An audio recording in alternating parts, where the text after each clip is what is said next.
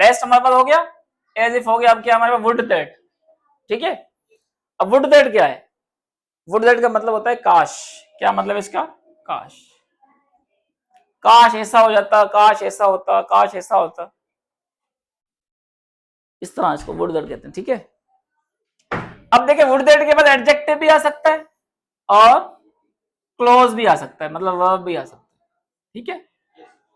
और जब भी वुड दैट के बाद एडजेक्टिव आएगा तो वही रूल है, या आप हेड बी में लिखिए इसको, या क्या लिखें, वर्ब के साथ एडजेक्टिव लगाएं। क्लियर हो गया।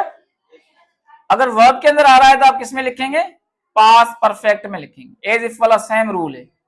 पास्ट परफेक्ट मतलब head plus third form V3 ऐसे होगा।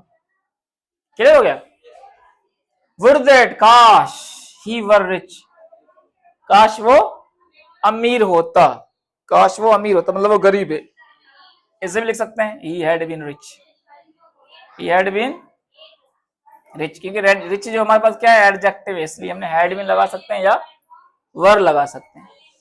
याद क्या रखना है आपने, सबके साथ वर लगाना है, चाहे आपके पास सब्जेक्ट सिंगुलर हो या प्लूरल हो, जो भी सब्जेक्ट आपके पास आ रहा है आपने क्या करना है, सबके साथ वर लगाना है, ठीक है।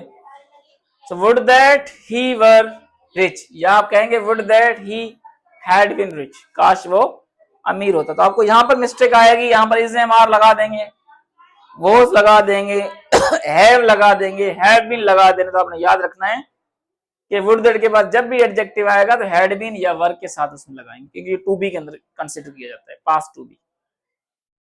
Would that he had not come here, काश, वुड दैट मतलब काश, he had not come here, काश वो यहां नहीं आता, would that he had not come, had और कम हमारे पास क्या है V3 है, मतलब थर्ड फॉर्म है, तो परफेक्ट में लिखा आपने, क्योंकि कम आपके पास क्या है वर्ब है, मैन वर्ब है, ठीक है। So would that he had not come here, काश वो यहां नहीं आता। क्लियर हो गया।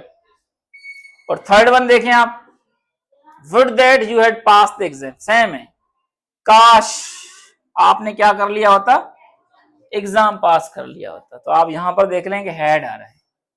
याद क्या रखना है, वर्ब आएगा थर्ड फॉर्म, उसके साथ हेड भी नहीं लिखना आपने, ठीक है, ये गलत होगा।